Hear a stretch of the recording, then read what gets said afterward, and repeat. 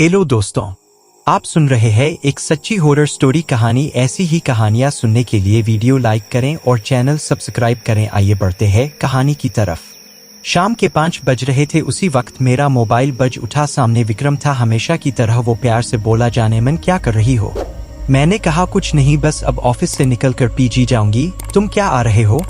और सामने से जो सुना उस पर विश्वास नहीं हुआ। विक्रम बोला, जान पैकिंग कर लो, हम घूमने जा रहे हैं। आज फ्राइडे है, मंडे भी ऑफ है और ट्यूसडे की मैं छुट्टी ले लूंगा। तुम बस पैकिंग करो और रास्ते के लिए कुछ खाना पैक करवा लेना, मैं जल्दी पहुंचता हूँ। विक्रम भी ना सरप्राइज कर देता है कभी कभी। पिछले 1 महीने से इसी बात पर हमारी बहस चल रही थी। मैं उसे कह रही थी लॉन्ग वीकेंड आ रहा है, प्लान बनाओ, पर उसने अपने घर जाने की रट लगा रखी थी। हम दोनों ही गुड़गांव में जॉब करते थे, अलग अलग पीजी में रहते थे। हफ्ते में 3 से 4 बार मिल लेते थे, पर वीकेंड पर विक्रम का घर जाना जरूरी ही था। उसके पेरेंट्स उसका रास्ता देखते थे। मेरा अपना कहने को कोई नहीं था इस दुनिया में। चाचा ने बचपन में पाल दिया, पढ़ा लिखा भी दिया। अब जब वो नहीं रहे तो मैं उनकी फैमिली में एक अवांछनीय सदस्य हो गई। इसलिए पिछले 2 साल से पीजी में रहने आ गई थी। यही विक्रम से मुलाकात हुई और कब मुलाकातें प्यार में बदल गई पता ही नहीं चला। हम दोनों उम्र के 30 बसंत देख चुके थे। अब हम प्यार में लड़कपन नहीं था, एक गंभीरता थी, पर हम दोनों एक साथ लिव इन में रहने की हिम्मत ना जुटा पाए। खैर, यह तो हुआ परिचय। अब अपनी कहानी पर आती हूँ। उस दिन जैसे मेरे पैरों को पंख लग गए थे। मैं बहुत खुश थी विक्रम के साथ इतने दिन बिताने की कल्पना से ही मैं सिहर उठी थी। मैं जल्दी से सब जरूरी चीजें पैक की, अपने वॉकिंग शूज कसे और रेडी थी। तभी फोन पर मिस्ड कॉल यानी विक्रम आ गया। मैंने जल्दी ही सामान गाड़ी में रखा और बैठते ही विक्रम को चूम लिया। वो भी बहुत खुश हो गया। उसने कहा, रुबिन बी रेडी, हम एंजॉय करेंगे। हम पूरी रात ड्राइव करते रहे और जब सुबह की पहली किरण उदित हुई तो हम उत्तराखंड के एक छोटे से हिल स्टेशन पर पहुंच चुके थे। वहां हमने थोड़ा घूम घाम कर देखा। हमें रहने के लिए नदी किनारे एक शांत सी कॉटेज मिल गई। रूम बहुत बढ़िया था, बड़ी बड़ी खिड़कियां और सामने खूबसूरत नदी। विक्रम जानता था मुझे क्या पसंद है। हमने जल्दी से फ्रेश होकर पहले अपनी नींद पूरी करने का प्लान बनाया, पर बिस्तर पर आते ही वो रोमांटिक मूड में आ गया और फिर जो नींद आई। मेरी आंख 3 बजे के लगभग खुली। विक्रम अभी भी सो रहा था। मैंने उठकर कपड़े पहने और खाने के लिए कुछ ढूंढने लगी। तभी मुझे लगा जैसे कोई गुनगुना रहा हो। मैंने दरवाजा खोला तो लॉबी के आखिरी हिस्से में बड़ी सी खिड़की पर एक लड़की अपना सर टिकाए खोई हुई सी गुनगुना रही थी। उसकी पीठ मेरी ओर थी और उसके बाल घुंघराले बिखरे हुए स्याह काले। मुझे लगा यहाँ कोई और भी है। चलो अच्छा है, साथ में कोई अपनी उम्र का है, ट्रैकिंग में मजा आएगा। तभी विक्रम ने मुझे आवाज दी, जान कहाँ गई? और तभी उस लड़की ने मुड़कर मुझे देखा। वो बहुत ज्यादा गोरी थी। मुझे देख वो मुस्कुरा दी। मैंने भी मुस्कुराकर उसका प्रत्युत्तर दिया। हम तैयार होकर लगभग 4 बजे के करीब कस्बे की ओर निकले। मैं और विक्रम दोनों भूख से परेशान थे। आगे कुछ दूरी पर एक छोटा सा ढाबा दिखा। वहां हमने चाय और आलू के पराठे खाए। ढाबे का मालिक एक बूढ़ा सा आदमी था। वो कहने लगा, आप लोग कहाँ रुके हो? हम लंच बॉक्स भी भेज सकते हैं। जब हमने बताया हम कहाँ रुके हैं तो उस बूढ़े और ढाबे पर 2 से 3 लोगों की आंखें फैल गई। कोई कुछ बोला तो नहीं, पर कानाफूसी होने लगी थी। मुझे थोड़ा अजीब लगा, पर हम उस वक्त वहां से निकलकर नीचे बाजार की तरफ घूमने निकल गए। आते वक्त रात का खाना पैक करवा हम कोई 7 बजे के लगभग कॉटेज पहुंचे। मैन गेट पर शिब्बू मिल गया। वो कॉटेज का केयरटेकर था। उसने बताया यहाँ सिर्फ ब्रेकफास्ट और चाय काफी ही मिल सकती है, पर पीछे की तरफ किचन है जहाँ आप खुद खाना बना सकते हैं। विक्रम उससे आसपास घूमने की जगह पूछने लगा और मैं रूम की तरफ बढ़ चली। लॉबी पर पहुंचते ही मुझे ठंडी हवा का एहसास हुआ। मैं चाबी अभी की होल में लगा ही रही थी। मुझे साथ के कमरे से धीमे संगीत की आवाज आई, बहुत ही मधुर पर उदास सा। मुझे अचानक वो लड़की याद आ गई। पीछे पीछे विक्रम था। वो कहने लगा, अंदर चलो, यहाँ क्यों खड़ी हो, एक राउंड और हो जाए। उसकी आंखों में शरारत थी। मैं बस उसकी आंखों में खो गई। मैं उससे दीवानों की तरह प्यार करती थी। मेरे लिए सिर्फ वो ही तो था उसका प्यार। जिस शर्त पर मिले मुझे मंजूर था। उस रात मैं बहुत सुकून से थी विक्रम की बाहों में। बाहर किस पहर बारिश शुरू हो गई थी पता ही ना चला। मुझे प्यास लगी थी। फोन उठाकर देखा तो रात के 2 बज रहे थे। बारिश की रिमझिम और रात का सन्नाटा अलग ही दुनिया लग रही थी। मैंने विक्रम को देखा। वो किसी छोटे बच्चे की तरह सो रहा था। मैंने उठकर खिड़की खोली और बारिश की बूंदों को अपने चेहरे पर महसूस करने लगी। तभी साथ वाले रूम से किसी के रोने की आवाजें आने लगी। कोई आदमी जोर जोर से बोल रहा था और कोई लड़की रो रही थी। उनकी आवाजें स्पष्ट नहीं थी, जैसे दबी दबी सी थी। खिड़की बंद करने की आवाज से विक्रम भी उठ बैठा। कहने लगा, रुबिन तुम रात को खिड़की क्यों खोल रही हो? यह कॉटेज नदी के पास है, जंगली जानवर भी आ सकते हैं। मैंने तब दिन में मिलने वाली वो बिखरे बालों वाली लड़की का जिक्र किया। मेरा ख्याल था वो कोई विदेशी है। विक्रम बोला, उन्हें छोड़ो, कल तुम्हें एक वाटरफॉल पर ले जाऊंगा। अभी इधर आओ और मुझसे लिपट जाओ। सुबह बड़ा फ्रेश मूड था। हम जल्दी से नाश्ता करके वाटरफॉल की तरफ निकल पड़े। जाते जाते शिब्बू ने कहा, आप वाटरफॉल नीचे से ही देखिएगा, ऊपर चोटी पर मत जाएगा। उस चोटी से फिसल कर बहुत लोग जान गंवा चुके हैं। लगभग 3 किलोमीटर की ट्रैकिंग करके हम उस वाटरफॉल तक पहुँचे। वहाँ काफी चहल पहल थी, पर्यटकों के साथ साथ लोकल लोग भी थे। संडे जो था वाकई बहुत खूबसूरत जगह थी। हम भी वहाँ फोटो लेने लगे। वहाँ पर एक छोटा सा लड़का लगभग जला हुआ पतीला, मैगी और कुछ कोल्ड ड्रिंक की बोतलें लिए बैठा था। विक्रम ने उसे कहा, मैगी के साथ साथ चाय पिला सकते हो? उसने हाँ में सर हिलाया। विक्रम उससे बातें करने में व्यस्त हो गया।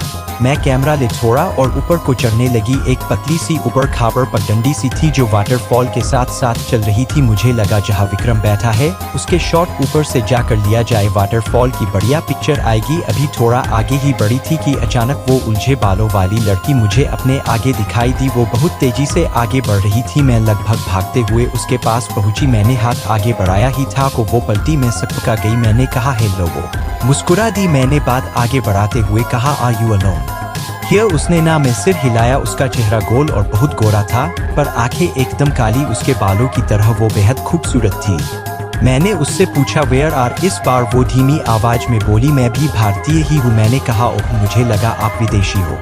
वो हल्के से हंस दी। तभी मुझे ढूंढता हुआ विक्रम आ गया। मैंने परिचय करवाया, मैं रुबिन और मेरे हस्बैंड विक्रम। मैं झूठ बोल गई। उसने अपना नाम सारा बताया।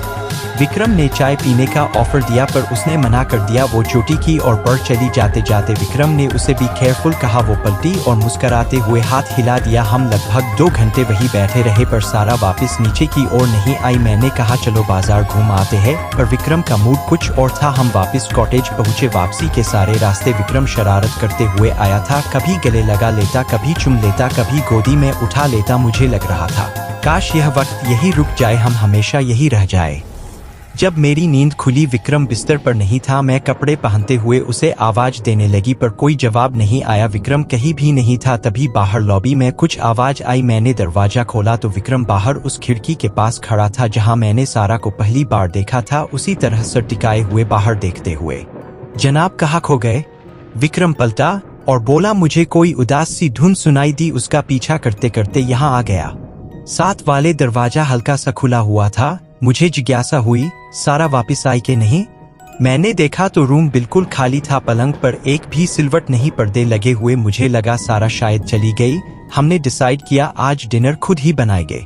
विक्रम ने शिब्बू से चिकन और वोडका ले आने को कहा। हमने कॉटेज के आंगन में आग जलाई। साइड में ही चूल्हा मंगा लिया। वोडका देख शिब्बू भी हमारे साथ बैठ गया। मैं चिकन पकाने लगी। रात बढ़ती जा रही थी। शिब्बू 2 पेग लगाने के बाद सेंटी हो गया था। कहने लगा, बाबूजी हमें भी दिल्ली ले चलो, अपने पास रख लेना, सेवा कर देंगे। विक्रम उसे समझने लगा, अरे तुम तो जन्नत में रहते हो, यहाँ काम भी कम है, आराम से रहो। आज तो कॉटेज में हम अकेले ही गेस्ट हैं। शिब्बू ने कहा, साहब पिछले कुछ महीनों से आप ही अकेले गेस्ट हो। मैं और विक्रम एक दूसरे की शक्ल देखने लगे। हमने कहा, अच्छा एक कपल और भी था हमारे साथ वाले रूम में। आदमी को तो देखा नहीं, पर लड़की से मैं कॉटेज और फिर वाटरफॉल पर भी मिली। क्यों झूठ बोलते हो? शिब्बू का चेहरा सफेद पड़ गया। वो कुछ नहीं बोला। विक्रम ने कहा, क्या हुआ? शिब्बू अपना गला साफ करते हुए बोला, साहब मैं अपनी माँ की कसम खाता हूँ आप यहाँ अकेले ही गेस्ट हो। आप आ गए, नहीं तो मैं खुद अपने गांव जाना वाला था। मैंने कहा, फिर वो लड़की कौन थी, कहाँ से आई?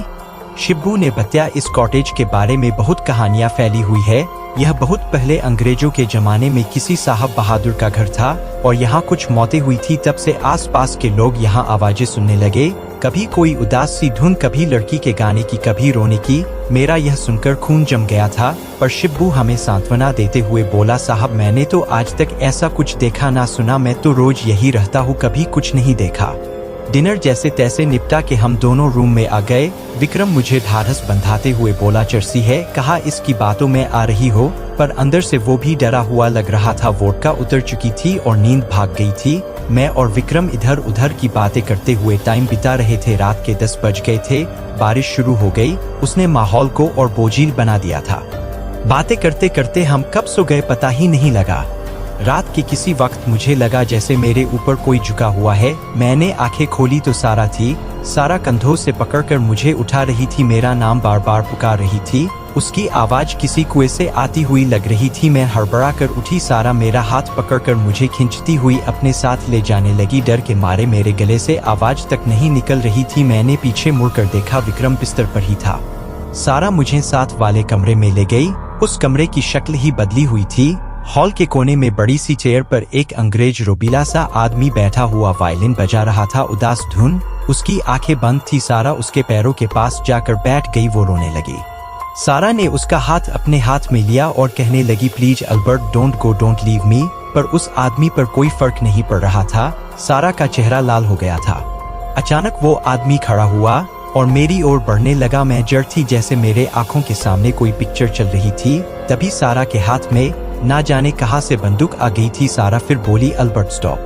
पर वो आदमी आगे बढ़ता ही जा रहा था और फिर एक धमाका और ढेर सा धुआं, और तब पहली बार मेरे गले से चीख निकली। विक्रम और शिब्बू भागते हुए मेरे पास आए। मैं उस कमरे में जड़ खड़ी हुई थी और लगातार चीखे जा रही थी। वहां कुछ भी नहीं था। विक्रम मुझे उठाकर अपने कमरे में लाया, मुझे पानी पिलाया। मैं पसीने में भीगी हुई थी। वो बार बार मुझसे पूछ रहा था, क्या हुआ, क्या हुआ? पर मैं कुछ बता नहीं पा रही थी। फिर कब मैं बेहोश हो गई पता नहीं लगा। जब मेरी आंख खुली सवेरा हो गया था। विक्रम परेशान सा मेरे सिरहाने बैठा हुआ था। रूम के दूसरे कोने में शिब्बू दीवार से सर लगाकर ऊँघ रहा था। मैंने उठने की कोशिश की तो विक्रम ने मेरी मदद की। ऐसा लग रहा था जैसे मैं सदियों से बीमार हूँ। बहुत कमजोरी लग रही थी। शिब्बू को विक्रम ने काफी बनाकर लाने को कहा। फिर मुझे बाहों में भरते हुए कहा, क्या हुआ था? रुबिन, तुम रात को वहाँ क्यों चली गई थी? मैंने सारी बात बता दी। विक्रम सुनकर सन्न रह गया। उसने जैसे तैसे पैकिंग की, मुझे सहारा देकर तैयार करवाया और हम निकल पड़े कॉटेज से। जैसे जैसे दूर जा रहे थे मेरे शरीर में जैसे जान आती जा रही थी। हम बाजार में पहुंच गए। विक्रम ने उस छोटे से ढाबे पर गाड़ी रोक दी। वो बुड्ढा चाय बना लाया। विक्रम और मेरी सफेद शक्ल देखकर वो बोला, साहब, हम तो पहले ही दिन आपको बताने वाले थे, पर शहर के लोग ऐसे बातों को कहाँ मानते हो। फिर जो उसने कहानी सुनाई वो इस प्रकार थी। यह बात उस जमाने की है जब अंग्रेज भारत छोड़कर जाने वाले थे। यह कॉटेज अंग्रेज अफसर अल्बर्ट केथ की थी। उसकी फैमिली इंग्लैंड में थी। वो लगभग 40 साल का हट्टा कट्टा आदमी था। कुछ साल पहले वो बंगाल से एक एंग्लो इंडियन लड़की सारा को अपने साथ ले आया था। वो बेचारी उससे बहुत प्यार करती थी, पर जब अंग्रेज भारत छोड़कर जाने लगे तो अल्बर्ट सारा को छोड़कर जाने लगा। उसे वो साथ कैसे ले जाता? इंग्लैंड में उसकी बीवी और 4 बच्चे थे। सारा सारी जिंदगी जिसे प्यार समझ रही थी वो तो बस मन बहलाव था। उसने बहुत कोशिश की अल्बर्ट ना जाए, पर वो ना माना और फिर सारा ने उसे गोली मार दी और खुद वाटरफॉल से छलांग मारकर आत्महत्या कर ली। तब से ही उनकी आत्मा भटक रही है। मैं सारे रास्ते यही सोचती हुई आई कि क्यों सारा ने मुझे चुना। क्या वो कुछ बताना चाहती थी, मुझे इशारा करना चाहती थी? जब गुड़गांव करीब आने लगा तो मैंने विक्रम को कहा, क्या तुम भी मुझे छोड़ तो नहीं जाओगे? हमारे रिश्ते का भी तो कोई नाम नहीं। विक्रम मेरी और हैरानी से देखने लगा। वो कुछ नहीं बोला। जिंदगी वापस आकर फिर बिजी हो गई। एक शाम मेरा फोन बजा। हेलो जानेमन, रेडी हो जाओ, मम्मी पापा आ रहे हैं। उलझे बालों वाली लड़की ने मेरी जिंदगी सुलझा दी थी।